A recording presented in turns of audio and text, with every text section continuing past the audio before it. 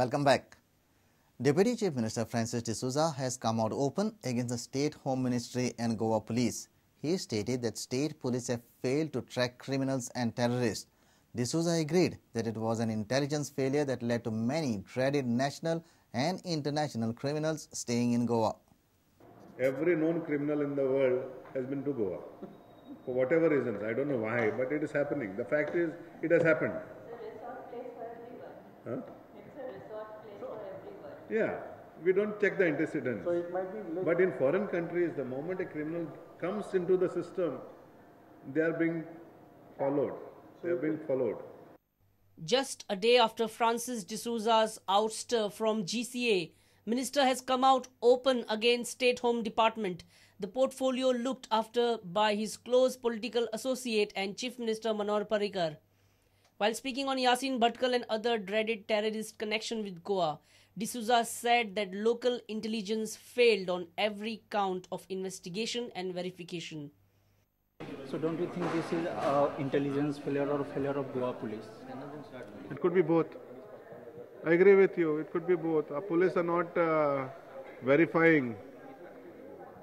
They are not alert. Like Charles Sobraj came, he was caught in Kokoro by Maharashtra police, not by Goa police. So Maharashtra police has got better intelligence than Goa police.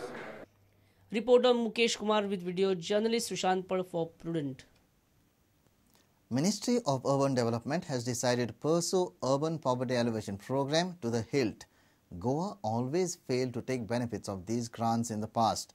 Minister Francis D'Souza has told all the municipalities to prepare a database of economically weaker citizens in Goa to take the benefits. Successive state governments have failed to avail grants from Urban Poverty Alleviation Program. Reason: lack of proper data of downtrodden in Goa. Till now, not a single municipality has bothered to prepare the data. We are far behind. We are not utilizing central government funds. केंद्र सरकारकडे पैसे गाव आहेत आमकां ते आमी वापरिना. त्याची कारणां म्हणजे आमचेकडे बेसिक डेटा ना आमचेकडे. म्हणजे विकर सेक्शन्स पळय जे आहा तेजो डेटा आमचेकडे ना. स्लम एरियाची घरां कितकी सारकी करपा जाय, लो कॉस्ट हावसिंगान कितकी करपा जाय ते आमचेकडे ना. Minister Francis D'Souza held a meeting with officials of municipalities and discussed waste management related issues. Minister has made it crystal clear for municipalities: perform better and bag the grants. What I told them now is, if you don't perform, you don't recover, I don't give you grants. You don't utilize my money, I don't give you grants. Grants are linked to performance. So that's what I'm trying to do now. So it's a straight figure. Yeah, you perform, you take money.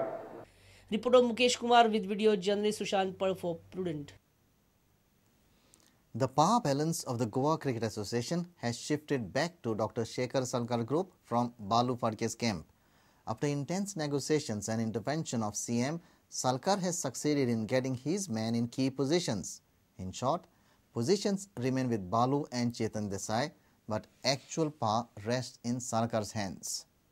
Prudent was the first channel who had carried the story of compromise between Salkar and Balu group in the GCA on last Saturday. The compromise got official nod on this Friday.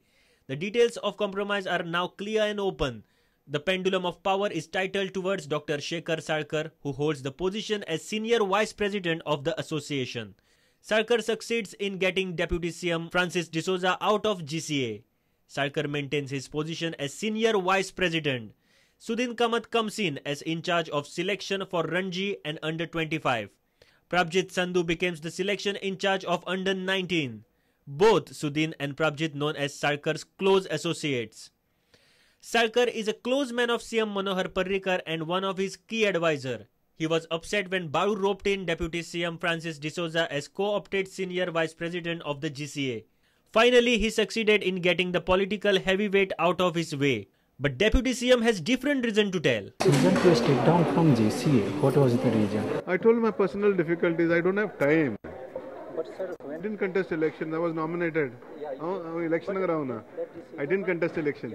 There were some problems with the GCA functioning. I thought that I would intervene and try to help them out, but it was not necessary. It was not necessary. I have no issues with the GCA. No, you have any issues, you can tell me that there is certain issues with the GCA.